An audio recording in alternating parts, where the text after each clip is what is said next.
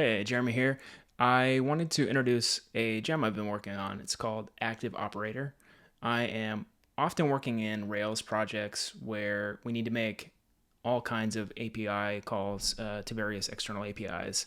And often we're storing the response in some way. We're not just throwing it away to either process it immediately or process things later in that response. So it may be that we need certain data out of that response immediately, but down the road, we might want to come back to that response and enrich our models with other data. Or we may just want to keep a log of all the requests that we've made and the responses we've gotten back to understand what's happened in all those API calls. And so I've used this pattern on a couple projects now where I'll have an active record model that is responsible for storing the API response, storing that in JSON column, and then tracking like whether it was received, whether it's been processed in some way within the app. We've used that response to,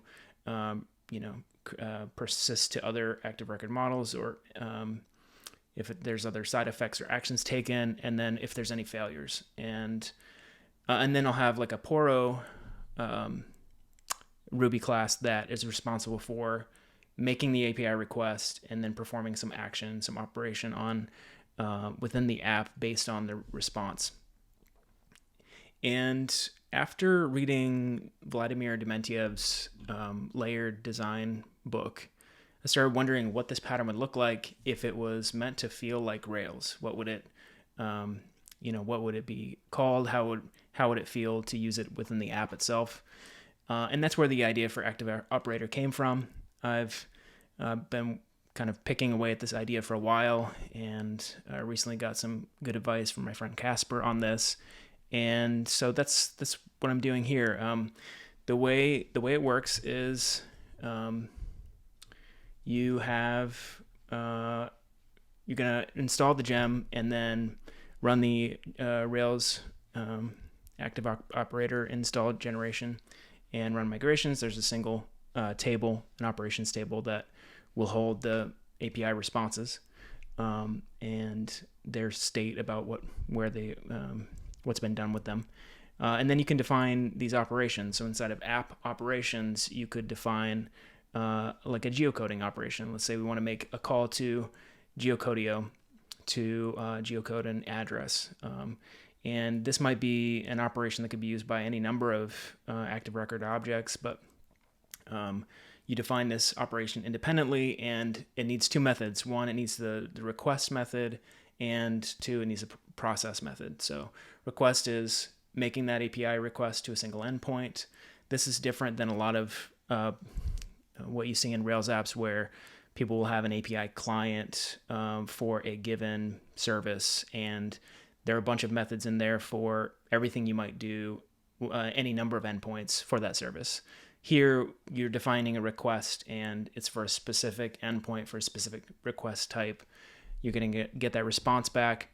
Active Operator will handle persisting that response, and then you can process it. You can pull that response back out of the record and make any updates to related models from it or perform other actions. So you need those two methods defined, and then you can associate that operation with those other active record models. So we can say a location has operation geocoding, and the location could have other operations. It might have an address verification operation as well. And you notice too, there's this idea of versioning. You might have noticed if you keep the class name off, then it's going to use geocoding. It's going to look for geocoding operation. But it's built in with the idea that a lot of times the way that you're making requests or the API service itself changes, or what you're pulling out of that request to populate other models or other actions you're performing, those can change over time. And this allows you to build versioning right into that and know for any given past operation that's taken place what version of the operation was being used at that time. And then you can save operations right alongside whatever active record model instance you're working with, and then perform those operations either immediately, synchronously, or kick them off to a background job with perform later. And the way that looks in an app might be, so I've got a location here, active record model. It's got this operation, which is under the operations, and it's got that request and process. Oh, I'll mention too, this is like a bring your own HTTP client library. So it's not a replacement for Faraday or HTTParty or anything like that. It's whatever you're using for HTTP requesting. You can just call that from your request method. So in my application operation class, abstract class here, I'm just defining Faraday for how I'm going to call this endpoint. And so it works with whatever you want to do there. You can put that here, or you can have that specifically within the operation class itself. And then from like a location controller, let's say you're creating a location, you can build that location as well as the geocoding, because under the hood, this is just has one association to the operations table. And call save, that's going to, in a transaction, save the location and the operation for geocoding. And then you can kick off a background job to geocode later. And that's going to be what runs the request and process. Or you could do that synchronously. You probably wouldn't want to do that here, but if you were running all of this from another background job, for example, building a location record from an import or something, maybe perhaps you'd want to just call perform right at that point. And then application operation, active operator will handle failures. If you've got a failure in the request, it knows that hasn't been received yet. If you retry, it's going to retry that request. If the request succeeds, the response gets stored, but then process fails for some reason. Maybe there's some kind of error in the database when you try to make an update. Then it knows the request is already successful. It will, on retry, it'll only try to run the process part again. So in that way, you're not duplicating API calls. Once you've got that request response persisted, all you need to do after that is process. Under the hood, this is using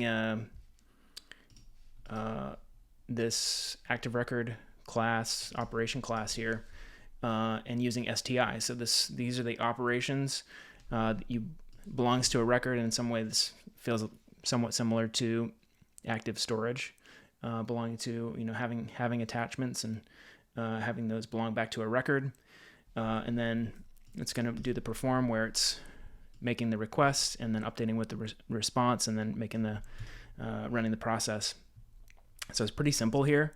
And then again, since we're using STI, single table inheritance here, these operations are just child models from this operation class, and so that's how the types get stored. And then you just need to define that request and process for the rest of this to work.